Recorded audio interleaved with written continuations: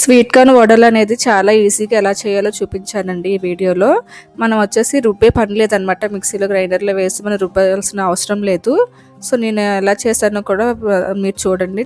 మీకైతే ఈ వీడియో నచ్చినట్లయితే ప్లీజ్ సబ్స్క్రైబ్ చేసుకొని లైక్ చేసి షేర్ చేయండి. ముందుగా వచ్చేసి వీడియో ప్రిపరేషన్ ఎలా ఉందో మీకు చూపిస్తానండి. ఫస్ట్ వచ్చేసి స్వీట్ కార్న్ తీసుకున్నాను అనమాట. 3 స్వీట్ కార్న్ కన్నెలు అనేది తీసుకున్నానండి. అందులో వచ్చేసి చూడండి నేను ఎలా కట్ చేసుకుంటున్నాను. చిన్న చిన్న పీసెస్ లాగా అలా స్లైసెస్ లాగా కట్ చేసుకోవాలన్నమాట. ఇలా కట్ చేసుకోవడం వల్ల మనం ఎక్కువ వాటర్ అనేది బయటకు రిలీజ్ అవ్వకుండా ఉంటుంది.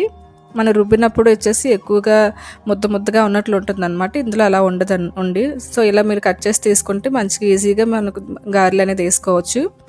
సో ఇప్పుడు అన్నీ ఒక 3 కన్నెలు వచ్చేసి ఇలా స్లైసెస్లో కట్ చేసి పెట్టేసుకున్నానండి.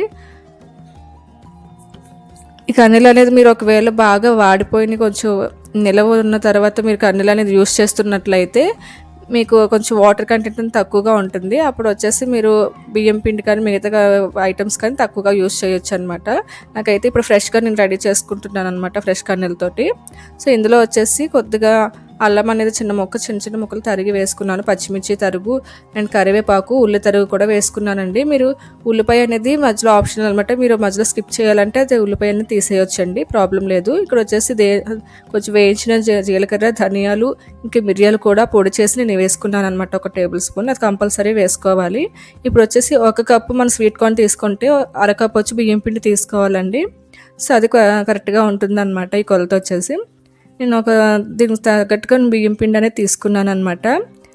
సో ఇప్పుడు వచ్చేసి మనం శనగపిండి కూడా పావు వంతు తీసుకోవాలండి. 1 కప్పు వచ్చేసి మనం స్వీట్ కార్న్ అనుకుంటే పావు కప్పు వచ్చేసి మనం శనగపిండి తీసుకోవాలన్నమాట. శనగపిండి అనేది ఎక్కువగా వేసుకోకూడదండి. సో వచ్చేసి ఇందులో మెయిన్ వచ్చేసి ఇంగ్రీడియంట్ వేసుకోవాలన్నమాట. ఉప్మా రవ్వ అంటారు కదండి, సూజీ రవ్వ, ఉప్మా రవ్వ అంటారు కదా, మనం ఉప్మా చేసుకుంటాం కదా, తెల్ల నూక అంటారు.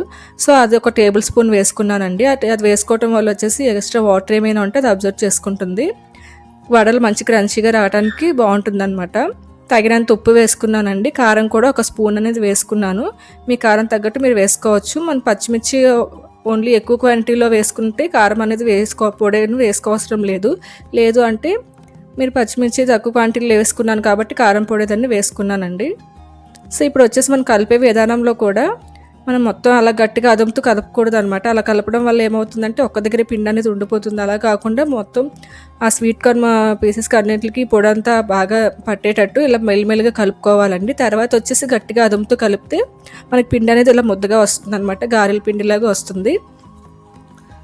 సో ఈ మిశ్రమంలో వచ్చేసి ఇప్పుడు నేను 1 నిమ్మకాయ అనేది తీసుకున్నాను అనమాట, జ్యూస్ వచ్చేసి. సో నాకు చిన్న నిమ్మకాయ 2 నిమ్మకాయలు తీసుకున్నానండి. మీకు పెద్ద లెమన్ అయితే 1 సరిపోతుంది. సో ఇప్పుడు కూడా మొత్తం పట్టేటట్టు కలిపేసుకోవాలన్నమాట. సో మనకి ఇలా గారెలకి ఇలా ఒత్తడానికి కరెక్ట్గా సరిపోయిందండి గారెలు వేయటానికి.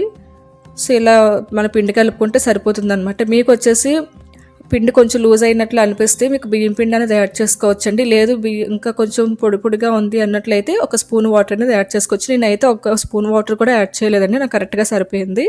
ఇప్పుడు వచ్చేసి మనం కళాయి పెట్టుకొని డీప్ ఫ్రైకి తగినట్టు మనకు ఆయిల్ పోసుకోవాలన్నమాట.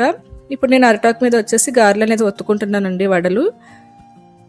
మీరు వచ్చేసి ఏదైనా పాల ప్యాకెట్ కానీ బటర్ పేపర్ కానీ ఏదైనా ఉంటే దాని మీద మీరు ఒత్తుకోవచ్చు అనమాట. లేదు మీకు చేతులతో అయినా వేసేసుకోవాలనుకుంటే అలవాటు ఉన్నట్టు అలా కూడా వేసేసుకోవచ్చు, ఈజీగా అయిపోతుంది. సో మనం కొంచెం మీడియం సైజులో ఒత్తుకోవాలన్నమాట. మరీ లావుగా ఒత్తుకుంటే ఫ్రై అవ్వడానికి టైం పడుతుందండి. ఇంకా పలుచగా చేసుకున్నా పర్లేదు. సో నేను మధ్యలో అలా కన్నం పెట్టి అనేది వేసుకుంటున్నానండి. మీరు నార్మల్గా అయినా వేసుకోవచ్చు అనమాట.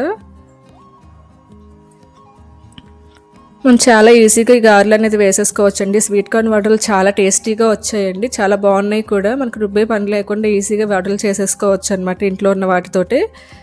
సో మనకి ఇందులో ఆనియన్స్ స్కిప్ చేసి మనం చేసుకున్నాం అనుకోండి, మనం ఇలాంటి పూజల టైంలో కూడా చాలా బాగా మనం దీన్ని యూస్ చేసుకోవచ్చు అనమాట. ఆ టైంలో మనకి ఉపవాసాల టైంలో కూడా ఇది హెల్తీగా తినే రెసిపీ అనమాట. ఒకసారి మీరు ట్రై చేయండి, ఖచ్చితంగా మీకు నచ్చుతుంది. సో ఇది మాత్రం బాగా ఎర్రగా వేగిన తర్వాత అప్పుడు మనం ఒక్కొక్కటిగా తీసేసుకోవాలండి.